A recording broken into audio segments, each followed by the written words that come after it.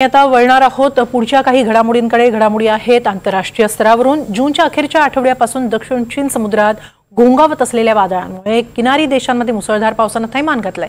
चीन तैवानमध्ये डानस चक्रीवादळानं धुमशान घातल्यानंतर आता दक्षिण आशियाई समुद्रात बिफा वादळानं चिंता वाढवली आहे। वेगानं व्हिएतनामच्या दिशेने सरकणाऱ्या या वादळानं आतापासूनच व्हिएतनामसह फिलिपाईन्स आणि थायलंडमध्ये हाहाकार उडवून दिलाय।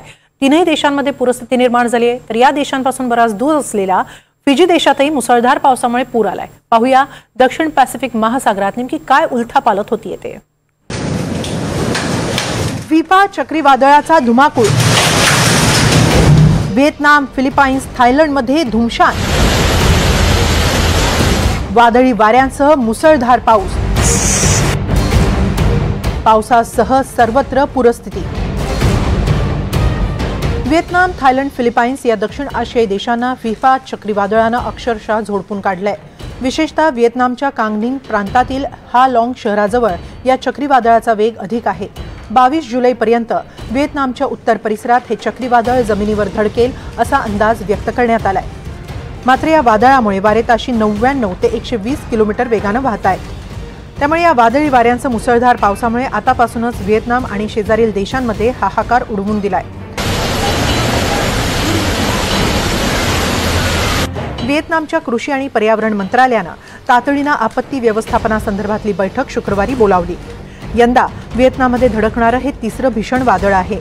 दरम्यान वर्षाच्या सुरुवातीपासूनच वातावरणातील अनाकलनीय बदल पाहत असल्याचं इथल्या सरकारी विभागानं सांगितलंय। बिफामुळे आणखी मुसळधार पावसाचा इशारा देण्यात आलाय। 19 जुलैपासूनच या वादळाचा जमिनीकडील वेग वाढतोय। पूर्व समुद्रातून हे वादळ देशात प्रवेश करेल। हे श्रेणी 3चं वादळ म्हणून जाहीर करण्यात आलंय। 20 जुलैपर्यंत पावसासह वादळ आणि विजांचा कडकडाटही अनुभवावा लागेल असा इशारा हवामान विभागानं दिलाय। 21 ते 24 जुलै दरम्यान उत्तर व्हिएतनामसह उत्तर मध्य किनारी भागातही मुसळधार पाऊस पडेल अशी शक्यता आहे। साधारणपणे 200 ते 350 मिलीमीटर पाऊस पडेल असाही अंदाज वर्तवण्यात आलाय, तर काही ठिकाणी हे प्रमाण 500 ते 600 मिलीमीटरवर जाण्याचा अंदाज आहे। जर चीनच्या किनारी भागाकडे हे वादळ सरकलं तर व्हिएतनामवरील या वादळाचा परिणाम कमी होण्याची शक्यता आहे। किनारी प्रदेशात 35,000 जहाजं आणि 1,47,000 क्रू मेंबर्सना सतर्कतेचा इशारा देण्यात आल्याची माहिती स्थानिक प्रशासनानं दिली आहे। सध्या समुद्रात एकही जहाज नसल्याचंही स्थानिक प्रशासनानं सांगितलंय। तर खबरदारी म्हणून महत्त्वाच्या हायड्रो पॉवर प्रकल्प आणि मोठ्या जलाशयांची सुरक्षा वाढवण्यात आली आहे। हुआ बिन जलाशयाचे 3 दरवाजे आधीच उघडण्यात आलेत। त्याची जलपातळी स्थिर ठेवण्याचे प्रयत्न सुरू आहेत। तसंच तुएन क्वांग जलाशय ओव्हरफ्लो होणार नाही याची काळजी घेतली जाते। नदीकाठच्या आणि समुद्रकिनारी प्रदेशातील नागरिकांना सतर्क राहण्याच्या सूचना जारी करण्यात आल्या आहेत। मात्र वादळ किनारी भागात धडकण्यापूर्वीच त्याचा परिणाम दिसतोय। अनेक ठिकाणी पूरस्थिती निर्माण झाली आहे। एके ठिकाणी सुमारे 458 कुटुंबांना सुरक्षित ठिकाणी हलवण्यात आलंय। केवळ व्हिएतनामच नव्हे तर फिलिपाईन्स आणि थायलंडमध्येही पूरस्थिती निर्माण झाली आहे। फिलिपाईन्समध्ये सेबू शहरातही 16 जुलै रोजी मुसळधार पाऊस झाला, त्यामुळे कोलोन जिल्ह्यातही महापूर आलाय। सेबू शहरात तर यंदा इतिहासातील पहिलाच मोठा पाऊस झालाय। तिथे एका मॉलमध्ये पाणी शिरलं, त्यामुळे मॉलमधील दुकानदारांची एकच तारांबळ उडाली। पुराच्या पाण्यापासून सामान वाचवण्यासाठी दुकानदार धावपळ करताना पाहायला मिळाले।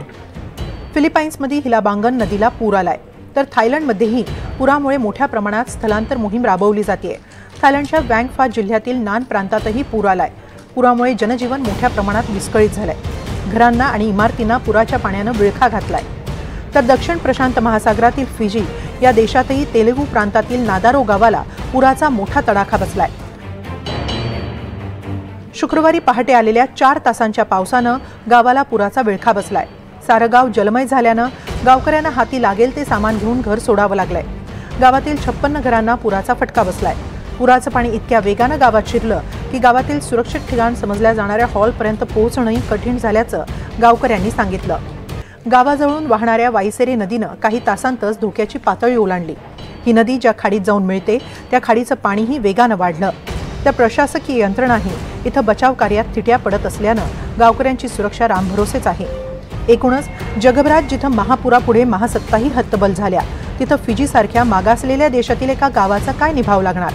मात्र दक्षिण पॅसिफिक महासागरात गेल्या काही वर्षात निर्माण होणाऱ्या चक्रीवादळांचा मोठा परिणाम या परिसरातील देशांना भोगावा लागतोय। सध्या व्हिएतनाम, थायलंड आणि फिलिपाईन्स प्रमाणे इतर छोटी बेटंही या वादळी वाऱ्याच्या तडाख्यात सापडली आहेत। अद्याप वादळ पूर्णपणे जमिनीवर धडकलेलं नसतानाही पूरस्थिती ओढवली आहे। त्यामुळे प्रत्यक्षात वादळ धडकल्यावर काय होईल याची कल्पना करणंही अवघड आहे। मात्र यंत्रणांना पुढचे काही दिवस प्रचंड सतर्क राहावं लागणार आहे। Bureau report, NDTV Marathi.